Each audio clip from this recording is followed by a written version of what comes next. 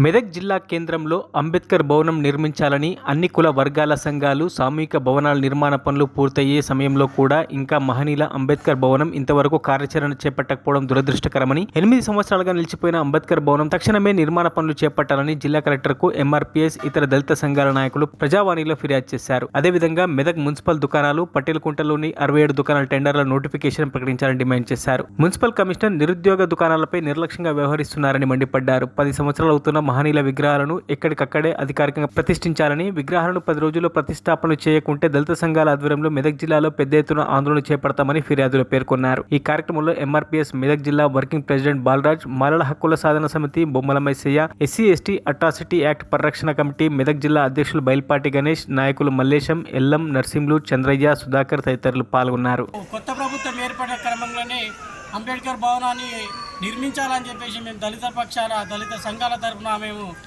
విజ్ఞప్తి చేస్తున్నాం. రాష్ట్ర ప్రభుత్వానికి కూడా జిల్లా యంత్రాంగం తక్షణమే చర్యలు చేపట్టాలి. అలాగే మహనీయుని విగ్రహాలను వారం రోజులలో అధికారంగా యథావిధిగా నిర్మిస్తామని చెప్పేసి కలెక్టర్ గారు హామీ ఇవ్వడం జరిగింది. దాని కనుగొన మేము ఒప్పుకొని సంతోషించాము. యథావిధిగా పునఃప్రతిష్ఠించాలి మహనీయుల విగ్రహాలను.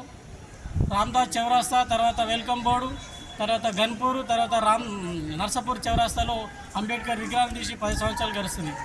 దానితోనే పాటు అంబేద్కర్ భవనం కూడా జిల్లా కేంద్రానికి ఏర్పాటు చేయాలి పెద్ద ఎత్తున అని చెప్పేసి మేము విజ్ఞప్తి చేసినాం. కొత్త ఏ విధమైన వివక్ష ఉండదని చెప్పేసి మేము భావిస్తున్నాం, ఆశాభావం వ్యక్తం చేస్తున్నాం. ఆ విధంగానే గతంలో ప్రభుత్వం పరంగానే అవహేళన చేసి అంబేద్కర్ విగ్రహం పట్ల కానీ మహనీయుల పట్ల కూడా చేస్తే మేము ఊరుకునే లేదు. అవి పునరావృతం కావద్దని కూడా విజ్ఞప్తి చేస్తున్నాం.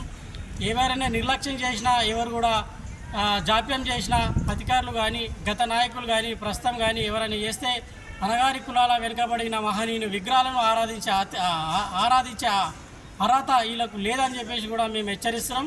ఏదేమైనా మహనీయుల మనోభావాలను కించపరిచే విధంగా ఎవరు చేసినా కానీ ఊరుకునే పరిస్థితి లేదు.